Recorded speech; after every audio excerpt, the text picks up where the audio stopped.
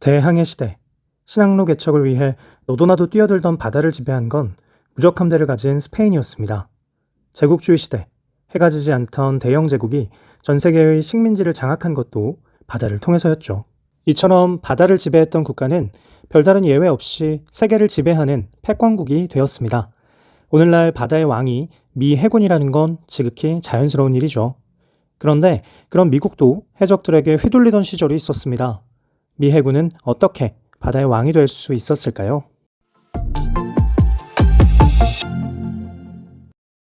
미국이 처음부터 해군 양성에 적극적인 건 아니었습니다. 어느 나라보다도 긴 해안선을 가진 미국이 해군 양성에 소극적이었다는 점이 의아하기도 하지만 예산은 언제나 부족한 법. 18세기 세계 최강 영국 해군이 바다를 장악하고 있던 상황에서 바로 그 영국과 독립전쟁을 치러오던 미국이 바다에까지 힘을 쏟기는 어려웠습니다. 그랬던 미국의 마음을 돌린 사건은 1801년 일어났습니다. 무슬림 해적단 바르바리와 전쟁을 시작한 거죠. 바르바리란 말은 야만인을 뜻하는 그리스어 바르바로이로부터 비롯됐는데 무자비한 약탈자들에게 피해를 입은 유럽인들이 붙인 이름입니다. 해적들이 미국 상선을 약탈하는 것을 넘어 포로들의 몸값을 요구하고 이로 인해 유럽과의 해상 무역로도 막히자 미국은 행동해야 했습니다.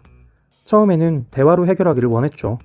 리비아의 수도 트리폴리를 거점으로 삼은 바르바리와 미국 선박의 안전을 보장하는 트리폴리 조약을 맺었습니다. 하지만 약속을 지키면 해적이 아니죠. 조약 이후에도 해적들이 미국 선박을 납포하고 미국인 포로를 노예로 팔기까지 하자 미국의 인내심이 폭발했습니다.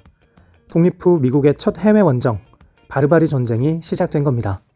결과는 미국의 압승. 미 해군은 세계를 무대로 화려한 데뷔전을 치렀습니다. 원거리 타격 기술이 고도로 발달된 요즘 세상에 해군이 꼭 필요하냐고요?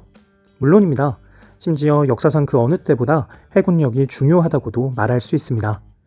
날이 갈수록 바다의 보편적 접근성이 더 높아지고 있기 때문입니다. 지구는 29%의 육지와 71%의 바다로 이루어져 있고 세계 국가의 75%에 달하는 150여 개의 국가가 바다와 접해 있거든요. 여기에 더해 전 세계 인구의 60% 이상이 해안 60km 이내 지역에 거주하고 있는 데다 수입 원자재에 대한 의존도가 높아지면서 해안가로 주요 산업시설과 인구가 이동하고 있습니다.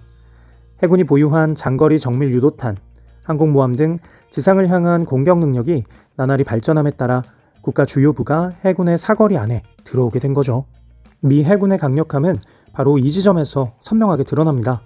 현대의 해상전은 원거리 투사 능력이 중요해진 만큼 첨단 기술력이 집약된 항공모함의 중요성이 큽니다. 항공모함이란 항공기를 싣고 다니면서 임무를 수행하는 다목적 군함을 말하는데 미국은 미국을 제외한 전 세계 모든 국가가 가진 10척의 항공모함보다 많은 총 11척의 항공모함을 보유하고 있습니다. 게다가 이 11척의 항공모함은 모두 원자력을 연료로 삼는데 다른 항공모함들처럼 급유를 위해 항구로 복귀하거나 유조선을 대동해야 할 필요가 없어 작전 반경을 엄청나게 넓힐 수 있습니다. 원자력 항공모함은 미국을 제외하고는 프랑스에 딱 한 척이 있을 뿐이니 그 전략적 가치가 어마어마하죠.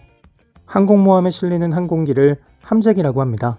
과거에는 함재기가 군함보다 앞서 적군의 위치를 파악하는 정찰기 수준에 그쳤지만 현대에는 함재기의 막강한 사거리가 해전의 승패를 결정짓는 굉장히 중요한 역할을 합니다. 더 좋은 함재기를 더 많이 실을수록 유리하겠죠? 미국은 함재기를 항공모함에 맞춰 따로 제작하지만 다른 나라는 공군용 전투기를 개조하는 수준에 그칩니다. 항공모함 규격에 맞게 최적화된 미 해군의 함재기는 훨씬 더 효율적으로 적재되어 관리될 뿐 아니라 바닷물의 염분에도 강해 온전히 제 성능을 뽐낼 수 있습니다. 나아가 미국은 무인 정찰기를 시작으로 무인 전투기, 무인 잠수함 등을 도입하며 유무인 복합체계를 정착시키려는 혁신에 도전하고 있습니다. 향후 인공지능이 결합된 새로운 전쟁 수행 방식이 도입된다면 그 주인공은 미국이 될 가능성이 매우 높을 거고요. 그렇다면 기술만 좋으냐? 아닙니다. 미 해군의 압도적 기술력은 이를 뒷받침하는 든든한 예산에서 비롯됩니다. 미국의 군사력 평가단체인 글로벌 파이어 파워에 따르면 2022년에도 미국은 전 세계 국가 중 국방예산 1위로 2위부터 10위까지 모든 나라의 국방 예산을 합친 것보다 더 많은 비용을 국방비로 집행합니다. 물론 세계 경찰 역할을 하고 있는 미국의 국방비는 대테러, 중동 및 유럽 등에 분산되어 쓰이기도 하지만 이미 오바마 정부 때부터 군사적인 긴장도가 높은 아시아를 중시하는 전략이 채택되었고 미국 전체 해군력의 60%를 아시아로 집중시키겠다고 밝히기도 했죠.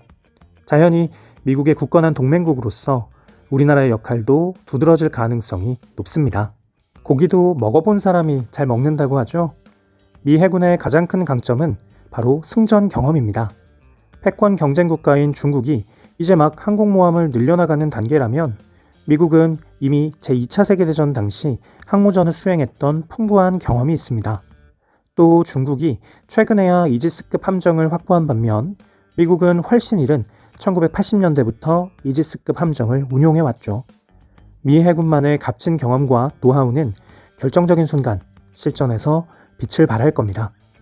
해양력이 역사에 미치는 영향.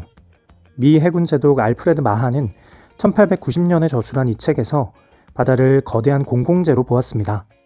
무한한 자원을 담고 있는 전지구적 공공재에 대한 접근 능력이 곧 해양력이고 그 지배 능력이 패권 경쟁과 세계 평화의 핵심이라는 겁니다.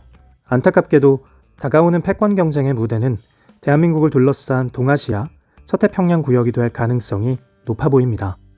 첨예한 이해관계와 높아진 군사적 긴장 속에서 우리나라의 행보도 주목받고 있습니다. 한미동맹을 굳건히 하면서도 북한, 중국, 러시아 등과의 관계를 미래지향적으로 이끌어 나가야 하는 대한민국.